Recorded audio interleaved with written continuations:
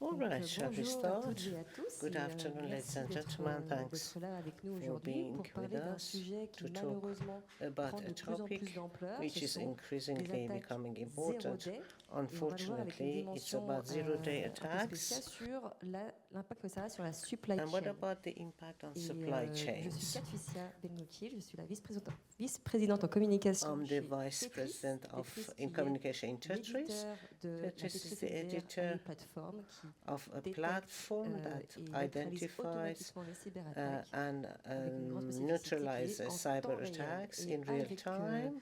moi aujourd'hui, nous And avons deux here experts we chez have Tetris. Nous two avons Alain Tetris Permarcossian qui lui est experts le at my directeur right-hand side. des Hello. avant-ventes chez Tetris. He Nous avons works for Nicolas the Cotte, qui fait sales, partie and du Nicolas, groupe who is part CTO, of CTO à la technique, qui est group, le Chief Transversal Cybersecurity Architect, un bien grand mot, is mais the chief qui veut dire cybersecurity beaucoup. architect. Bonjour Kat, bonjour Alain, bonjour Thank bonjour you. à tous. Good afternoon. Alors, sans plus attendre, on va passer à l'agenda. Donc, comme je l'ai dit, on va As I parler said, we are going surtout, to talk on va mainly commencer par l'aspect about géopolitique. Et geopolitical aspects. l'impact que la géopolitique What a about the impact sur of les menaces et geopolitical notamment dimension on comment ça impacte la threats? supply chain dans son And ensemble. what about the Puis impact ensuite, on on verra supply aussi un chain as a changement de whole? paradigme And what dans, about the dans les paradigm attaques shift elles-mêmes, c'est-à-dire in qu'on the passe attacks maintenant des attaques themselves? type There is a phishing shift aux from attaques phishing de réseau. attacks to Et network enfin, attacks. tout And naturellement, finally, comment of riposter, course, comment how se can we protéger. respond? Et How on can we verra protect ourselves? l'arme ultime qui est What avoir une about approche the zéro ultimate trust weapon? Is et the zero surtout trust la approach particularité de la and the XDR, la XDR. XDR a specific feature. Alors, les nouvelles armes des The new cybercriminels, et je vais me tourner weapons of the vers cybercriminals. Alain? Voilà. Alors, vous pouvez le remarquer, on a mis l'image have noticed de la this. série Netflix Zero Day. Pour ceux qui So peut-être l'ont it's vu, the c'est les zero angles day même d'attaque Zero Day sur toute une nation. series photo. Et So it's justement, the ma question pour toi, impact Alain, of parce qu'on entend attacks on parler a beaucoup whole nation. de l'explosion des We attaques hear Zero Day. about the really huge increase of En plus, on a un zero-day contexte géopolitique attacks. assez tendu. Now we have Est-ce que tu peux nous also expliquer lots of pourquoi elles tension explosent aujourd'hui et geopolitically. surtout pourquoi Why there elles is this menacent huge aussi bien les increase? États Why do que they les threat entreprises privées? states and also Alors, merci, private Kat. Oui, corporations? effectivement, il y a plusieurs volets Yes, there are à ces vrais different constats. chapters Ça nous aura pas in échappé this que nous sommes en train answer. de vivre We une are période géopolitique living assez tendue. rather with lots of tensions. Personnellement, je trouve en attente Personally de savoir dans quel speaking, équilibre on se retrouvera. we wonder Mais, where we en are tout cas, une chose going. est sûre, c'est que Which la kind of cyber est balance are we devenue going to une reach? arme géopolitique en tant que So telle et cyber entière. Différents dimension pans, has become as pouvoirs a weapon. géopolitiques peuvent être économiques, So et le it can, numérique en and tant the que tel, digital as la such force de frappe de ce numérique-là, ça is reste rather quand même strong, a striking Donc force. ça, c'est une première des choses. So this Le is the volet de la first cyber element. se développe sur What différents about points, the c'est-à-dire cyber tout d'abord le dimension? You cyberespionnage, have cyber cybersabotage, espionage, l'histoire, sabotage. depuis les années 2000, Since the et, year on était curieux 2000, tous les trois de se poser la all question, the three quand of est-ce us qu'on were avait, wondering enregistré une première what cyber was the sabotage au niveau first étatique. Elle date cyber de sabotage 2007. at Déjà, the first one? presque It was 20 ans, donc c'est énorme. On 2017. avait eu un pays comme l'Estonie qui avait été Estonia complètement paralysé was par totally 2 jours de blocked cyberattaques by à 2 l'époque days of russe, cyber attacks et from qui avait Russia, mis le pied, and le pays à pied au niveau de the tout country was l'ensemble de ces totally chaînes blocked d'approvisionnement. in their Et supply pour faire le chains. parallèle avec toute la And partie 0D, what il about est évident zero day? qu'aujourd'hui, il y a des dépendances Obviously, technologiques. there are Donc, technological effectivement, on n'est pas mieux dependencies. qu'ici au FIC de voir l'ensemble des éditeurs de So logiciels, there are de all tous les the gens qui peuvent nous software proposer editors, all the un people who ensemble de can solutions propose pour se different protéger. solutions to Mais protect néanmoins, ourselves. il reste qu'il y a des However, dominants. there are Il y a un acteur dominant qui effectivement est un stakeholders producteur that d'éditeur de logiciels de plus en plus fort. are On a eu dominating. aussi qui est américain, on a eu And aussi the des labs US, israéliens for qui, example, la the USA décennie and also précédente, ont Israeli, inondé le marché de la cyber who have en se, on va dire, en invaded ayant the des cyber fonds market because they américains. have Ils sont arrivés avec US une funds, force de frappe so très they importante. are very Mais strong. tout ça pour dire que cette And dépendance-là this kind technologique a of été créée. technological Aujourd'hui, dependency has been vu created l'instabilité qu'on est en train now de because we live vivre, in on a est en very train de se poser unstable des questions de façon time. So à we have revenir really sur these une forme questions. d'autonomie numérique, de Should we not souveraineté numérique. become de façon très volontaire, j'emploie pas ce mot-là autonomous parce que je pense for que our pour cyber certaines dimension, entreprises et pour certains États because de for trouver some une states, some souveraineté technologique, ce n'est pas corporations, pas this has facile, become a strategy, and parce it's que not easy. là aussi, le Because maître mot, oui, on va parler des chaînes we d'approvisionnement. talk about supply chains, and Nicola is going to talk about this. So these are intertwined processes. There is the technological side, the different actors, and it has a very important geopolitical impact. So the information agencies, of course, Alors, quand est-ce que elles sont déclenchées? Quand est-ce qu'elles seront utilisées? when are they going to use this information? Are they going to attack? Are they going to do a kind of sabotage? Crise qui soit logicielle ou économique. And is it a matter of intelligence? So it's a whole chapter with lots of uncertainties. Where the attack is going to come from, because there are so many many different groups. Yes, today we live with different attackers who are paid by states, which is totally normal, because in Europe we have active conflicts. So we are going to have a question. These cyber criminals, which state are going to serve? Because then we are going to have cyber, of course, mercenaries, and of course there is also a very important cyber dimension in the Russia and Ukrainian conflict. Let's imagine that there is a ceasefire. What happens with these cyber criminals? Who are they going to, with whom we are going to work? Which tools are going to use? Which supply chain, energy, finances? Yes, one of the specific features of the war in Ukraine is that the critical facilities have been targeted at the first place. Of course, in the first time there was ceasefire, we talk about energy facilities. So it's a threat that we have to counter. I would like to remind you, before what has happened in this conflict, we have had attacks on our own facilities, which are aging and which are not protected enough. For example, health. The health sector has been attacked, energy sector, even if we have had fake news that a dam was going to be broken. So these hints, these signals show us that there is a trend, and this trend is a certainty. Cyber dimension is a weapon, and the criminals are present. They are going to sell themselves to people who can pay them best, and they are going to attack 0 days. They are going to attack government agencies.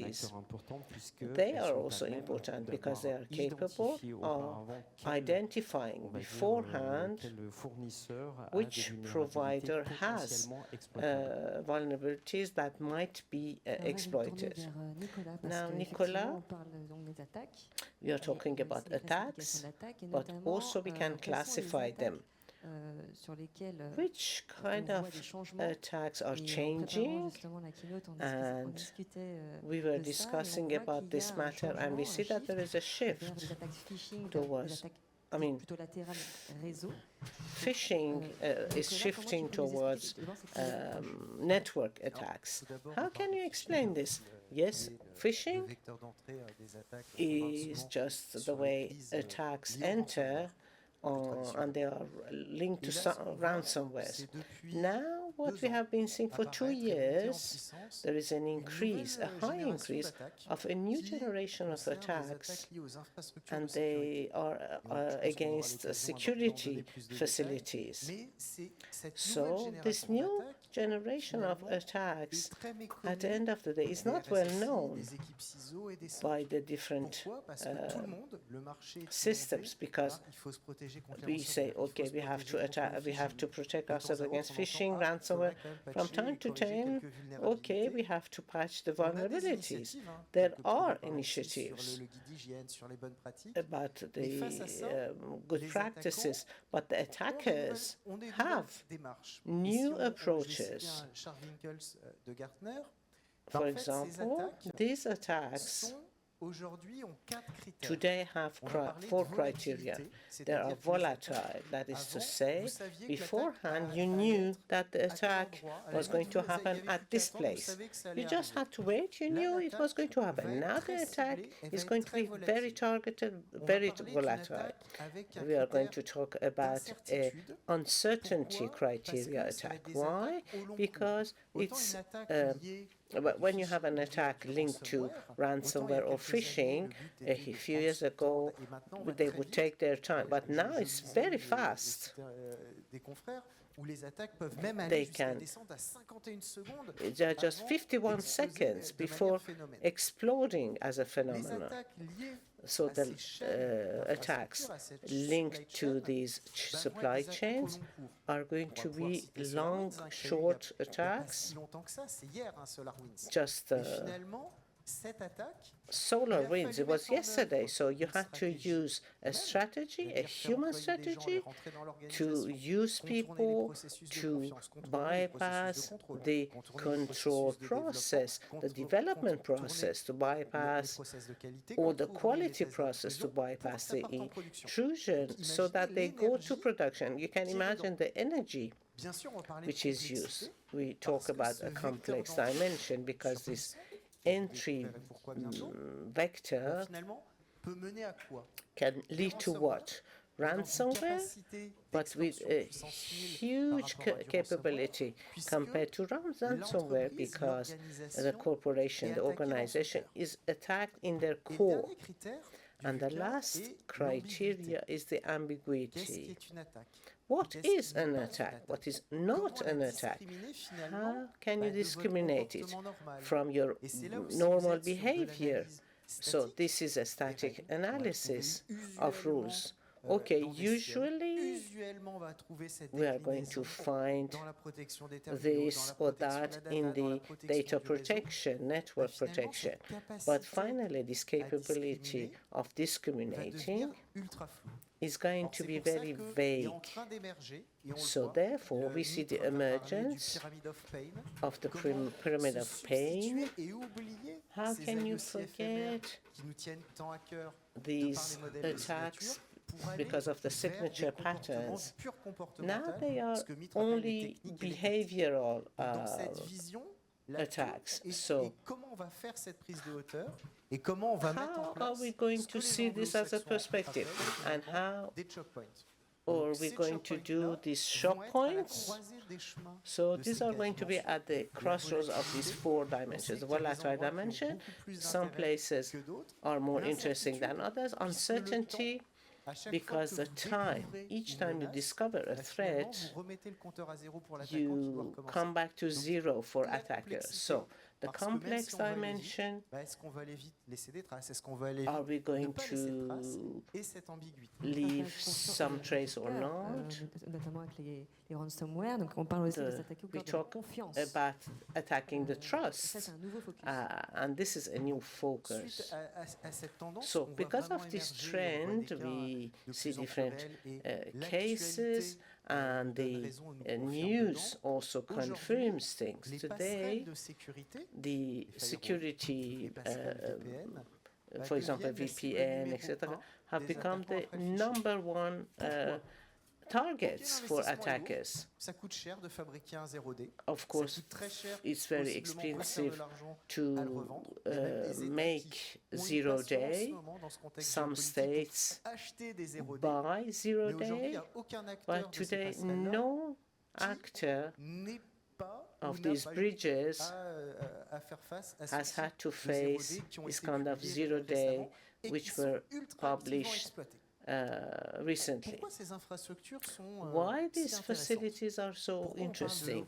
Why do we talk about VPN objects? Why these equipments have a connection with a very high level of trust in the rest of your information system. For example, identity. You have to use service accounts. So when you use the accounts of the firewall, you can use this as an attacking element. If you use the firewalls, you open flows. Comme on dit, un SIEM n'existe, ne peut fonctionner que s'il a des traces. And you don't leave any trace. De sécurité sur un firewall. So a 0D on a VPN, on a firewall, it's a 5-road highway. So as an attacker, you don't have any problem of identity. You just go towards the identity and the access of a company. So now you won the attack. You win the attack. Sorry, this is why it's so efficient. This is why we wanted to come back to the triggering elements and why these attacks are so efficient.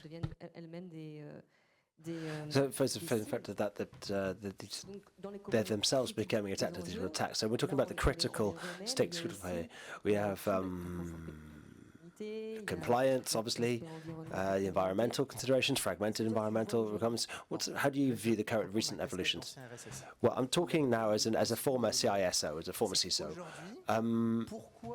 The current state of affairs, why does it work? Why do things work? And you've got to look for the root cause. First of all, companies, organizations, since COVID, particularly since COVID, they've become hyper-connected. You know, lots of remote working, or this just accelerated the digitalization, the degree of connection of all organizations to such an extent that since the CISO budget hasn't really increased much. Every time you create an IT budget, you create maintenance costs, you create running costs, but you know, the data protection budget hasn't gone up by 20% a year. It hasn't kept pace with the expansion of digital usage. So automation is essential, but automation in a context which is interconnected. You know, companies are interconnected. Without trying to be, you know, everyone is somebody's supplier, everybody is somebody's user. It's those intricate interrelations which, whether or not we're aware of them, mean that we are thoroughly, intimately interconnected. On the other hand, at the same time, there's been a segmentation of the supply chain. We talk a lot about diversity of choice of software editors. You talked a little bit about political context, the choice to use in one country or another. There is a fragmentation at work which is relatively polarized. All of this, which is coming in the context of what we might call the fidgetalization. What do I mean by fidgetalization? It means that thanks to digital tools, new jobs, new professions are finding themselves digitally exposed. In the past, for example, I don't know, you had your logistical chain, you had your code, you'd sort out all the merchandise in your logbook. Now, all of that's done automatically. The information's probably stored on the cloud. It might even be stored on the cloud by an external supplier. You might be working in a quick turnaround. You have to launch the next one because your lean function or whatever it is, and you have to go close to market immediately. But on the other hand, the flip side of this accelerating digital is in recent years we've seen the emergence of shadow IET. In fact, what you might even call shadow OT within your industrial chain, within the logistical chain, and that could be, service industry or really classic heavy industry. A couple of years ago, you'd have to plug in your card, plug in your 64K modem. These days, in spite of all the mapping tools that we have, who really knows in a private sector company or a lot of public sector organizations do, who can say they are never connected to the network? It's just not true. You take every single thing is connected. There are modems, there are chips everywhere. How do we address this complexity? That's why I talk about shadow OT. which is so. I mean, there's so many potential points of entry. As long as you've not, if the stack is not contractually managed or correctly managed, those are potentially entrance points. I would like to talk a little bit about design which does not have security built in. You've heard probably about the idea of planned obsolescence. When you talk about planned obsolescence, what that means is that there are components which are designed to become eventually obsolete. When they're obsolete, they become vulnerable. If you don't have that long-term vision, above and beyond the CSR consequences, all those vulnerabilities, you're building in vulnerabilities to your products. What happens when a project becomes obsolete or vulnerable? We're getting technical here, but it means there is a stake here. There is something which it's bigger than simply the IT. It touches on every area of your business. It touches on your marketing. It touches on your sales, your business. It touches all employees of your organization. That's why you need the long-term vision, which is complicated, for operational reasons, for questions of financial reporting, monthly, annual financial reporting, just sprints. So it's entirely interdisciplinary these days. And what helps or what should potentially ward off attackers, we're talking of subjects about NIS2, risk management, all these texts that we have, is incident management, crisis management, the supply chain.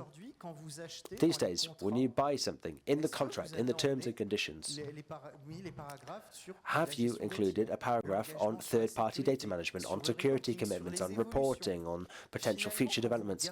If you look at these the fine print of these contracts, this administrative work that goes into managing compliance, it's just it's a very superficial response to deeper problems.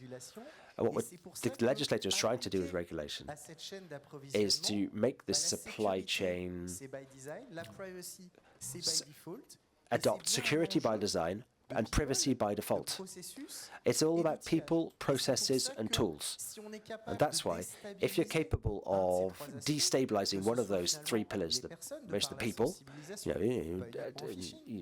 not just phishing, but also people who don't have good data protection they don't have proper security clauses, update management, you're increasing sensitivity, you're increasing vulnerability, and ultimately you're increasing organizations' ability to anticipate and to ward off, to plan ahead and stop threats before they get through the net.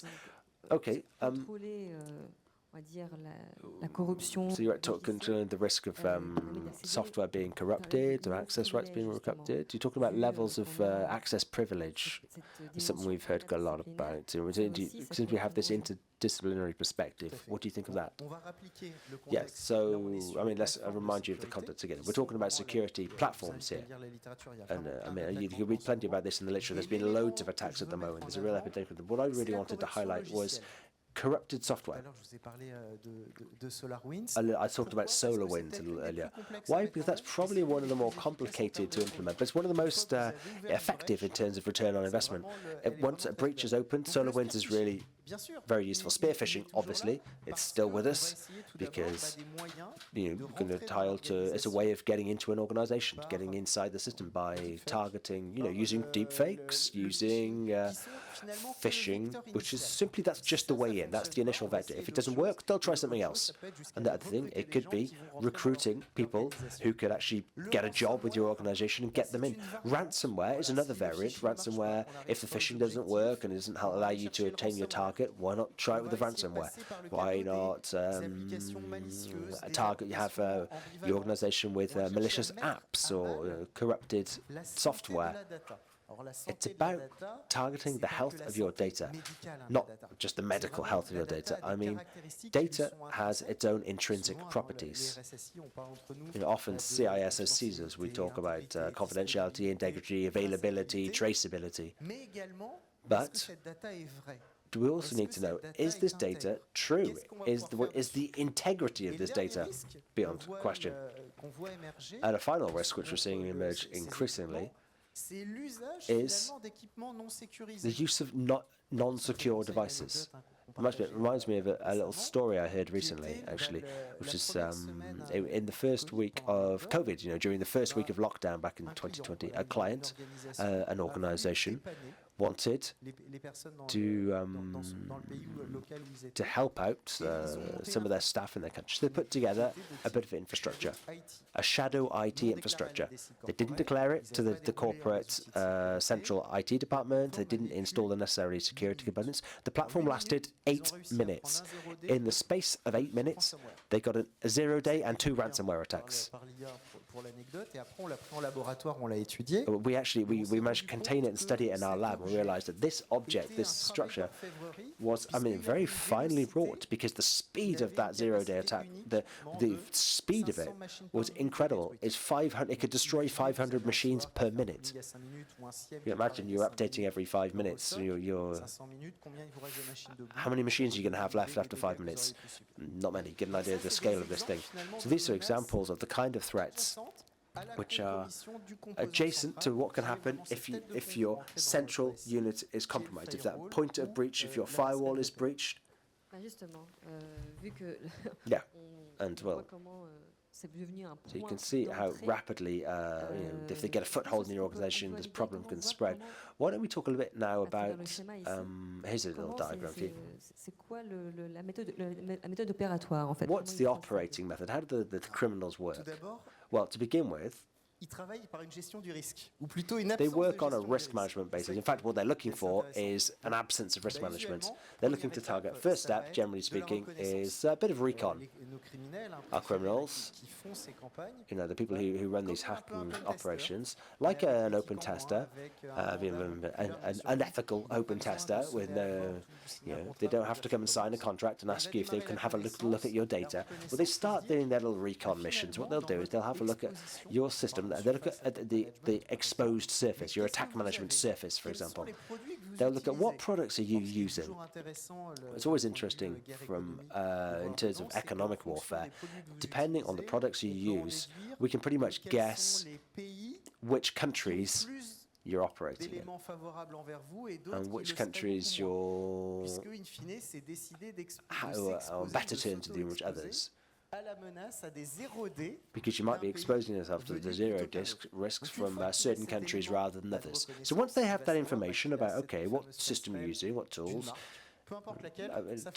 brand,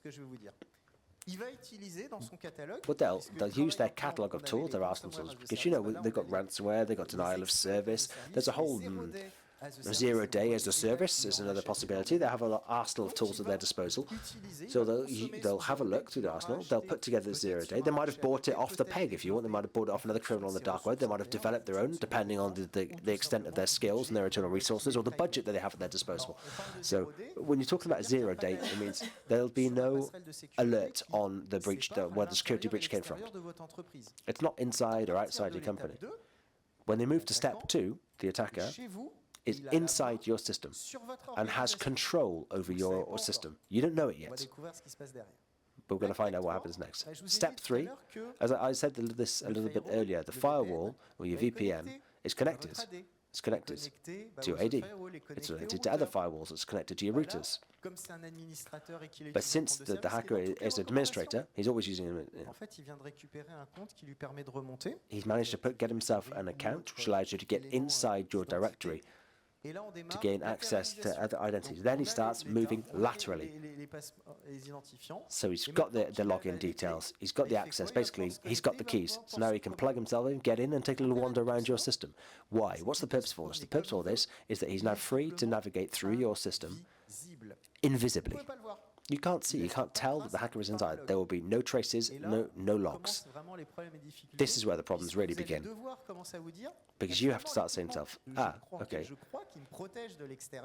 the equipment I thought was protecting me from the exterior threat is actually not protecting me as effectively as I thought. So he's going to start having a look around at your IS and wondering which elements you consider your elements of security, which could potentially be corrupted. When he gets to the inner sanctuary, your data centers, your OT zones, for example, there where you keep your manufacturing secrets, where you keep your financial results that haven't been published, there where your contracts, your HR stuff, all you can imagine is the most sensitive data possible. We're talking about cyber espionage as well, aren't we? Yes, absolutely, yes, yeah. Et donc, il va continuer, il va faire de la découverte. So what they'll do is, this is the attacker, he's inside the system now, he's looking around, see what they can find, and then we'll get to the next step, which is On va pouvoir empoisonner. Mais on va pouvoir time to start injecting the poison. What are they going to poison? They're going to poison the network, the servers, la data. and your data. Et on va se poser la question, finalement, une fois Now que the question becomes, il a juste pris if the attacker has taken over, completely taken control of your information system without you even noticing a thing, what's he going to do with that? I mean, there's not really that many options. Is it ransomware, extortion, destruction, or information theft? Those are your major options. Vous imaginez le simple fait de parce que il y a eu un 0D, because there was a 0-day on your infrastructure, and your infrastructure is interconnected necessarily, you end up with these ultra-fragmented organizational structures. Okay, we're moving into the final section of this little presentation. We talked a lot about entry points. Let's talk a bit about how to respond to these threats. You know, even if we know that the hackers are using a lot of AI now, but obviously it's machine against machine. We have AI-powered defense systems now as well. So when you're talking about a zero trust approach, what's your personal understanding of that? Je vous ai décrit un tableau qui peut sembler I've been a bit pessimistic, alarmist potentially with what I've said so far. But I mean, there is good news. But unfortunately, bad things can happen. I hope they don't happen to you, but we all know they exist. And I think the first thing that I've learned from my experience is the importance of awareness, because the menaces, the threats that are on your supply chain, people are just so ignorant of this. You talk about this in the industry, so very few people know about it. There are many security teams, senior management teams are not aware of the extent of the threat. Purchasing teams, certainly, without even talking about the lower levels of employees. So that's why awareness raising is so important. Don't just say, don't click on a dodgy email. It's really a different level. It's about giving people best practices. So about planning ahead. Absolutely right. It's about getting ahead of the curve, getting ahead of the threat. So you're giving your consumers, your users, your employees, the best practices which will help them protect themselves. Don't use your Visa card with the PIN written on it next to your computer.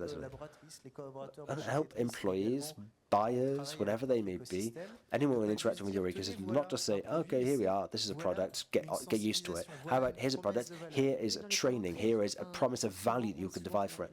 Yes, but we often say that the weak link in the chain is human error, but we also have these network attacks now. Is that still is the human weakness the key of it all?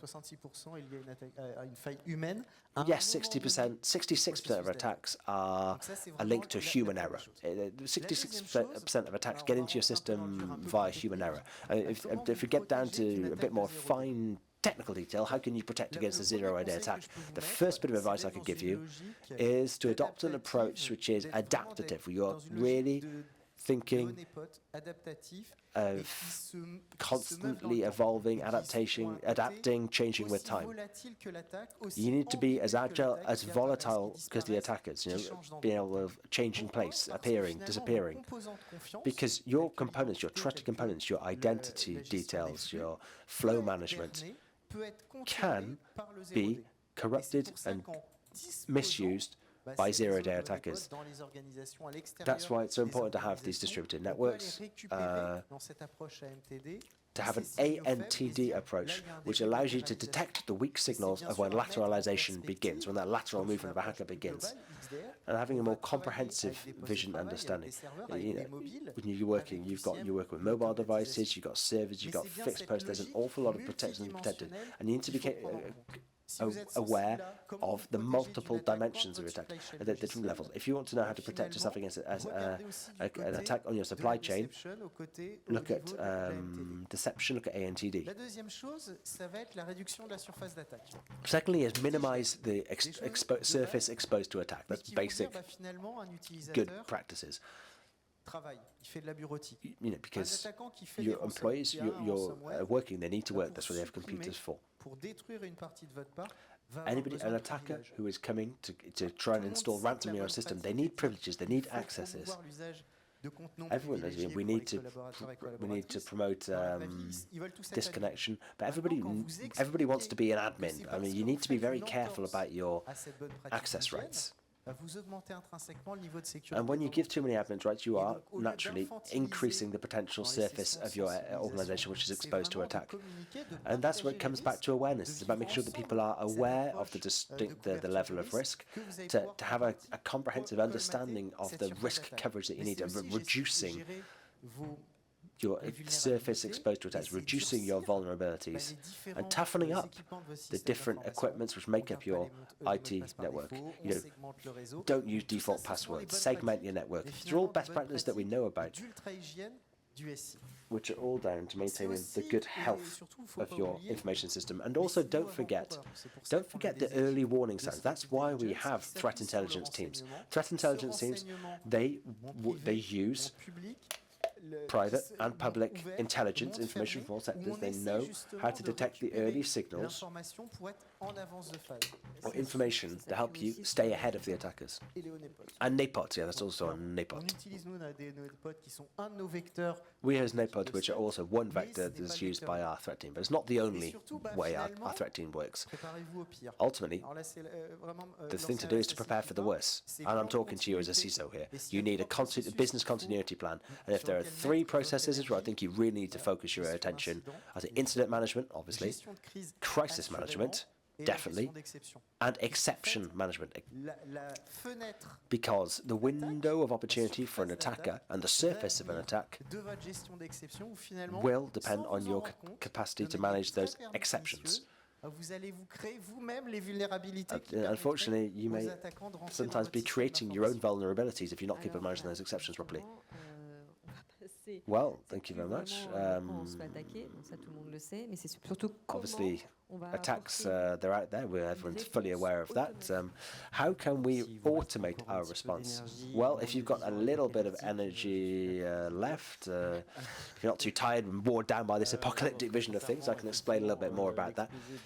Being serious, Nicolas is absolutely right, and he's done a good job of explaining just how complex and how vast the subject can be. Nonetheless, there are solutions that do exist. There is a platform-led approach, which is particularly useful, an intermodular approach, which is particularly important, adding extra layers of protection. It's about beefing up your defensive arsenal, I suppose is the word. And I think anyone, you will have heard of it, you've been here at FIC today at INCYBER forum. We talk a lot about endpoint protection. What's the difference? Well, what makes the difference? It's the interconnection of these different modules and the effective communication between these different modules in real time, and particularly the momentum that they can gather when a zero-day attack does occur. Particularly, without going into too much detail, we're all of us, all companies, subject to attacks. What really makes the difference is the momentum you have when it's time to take action proactively, because you can see that there are weak signals that you've detected. Generally speaking, Nicolas just explained this. It's when you can detect traces of a lateral movement within your network, or weak signals which can raise the alarm and let your risk managers note that there is a suspicious behavior going on. I mean, unfortunately, you can't just pull the plug and say, right, that's it, shut the system off. But there are solutions which are available. Nicolas mentioned a few of them. One is to have false servers to try to lure, to trap attackers using false servers. And there are various other measures. You can have false login pages, false login pages for firewalls, which will cause attackers to waste their time or give them the impression that they are actually logged into your system. And that can slow down their lateral movement, which gives you more time to detect them and protect yourselves against a potential attack. So that approach, that sort of more holistic, comprehensive approach, is really important, to have traps, to have defensive arsenal, and to have an offensive arsenal at your disposal too. Well, very informative. Thank you very much. But we are going to wrap up now. Our time is running out, so we will talk about one more threat, which we haven't mentioned. Well, we've mentioned very briefly in passing. Last week, we published our most recent threat intelligence report. And we have a special focus on the use of deepfakes. You know, not deepfake as just as any old threat, but more the institutionalization of deepfake usage. Because even if ransomware and phishing, you know, they're clearly the top three threats. Deepfakes, particularly at Tetris, we think that deepfake is going to be the biggest threat in 2025 and beyond. So, to face up to that challenge, our teams have looked deeper into the subject, have studied a company called Austrian AI. Austrian AI, they sell AI tools, but they also sell deepfake as a service. Operating as if they were any old above-the-counter business, they offer deepfake as a business.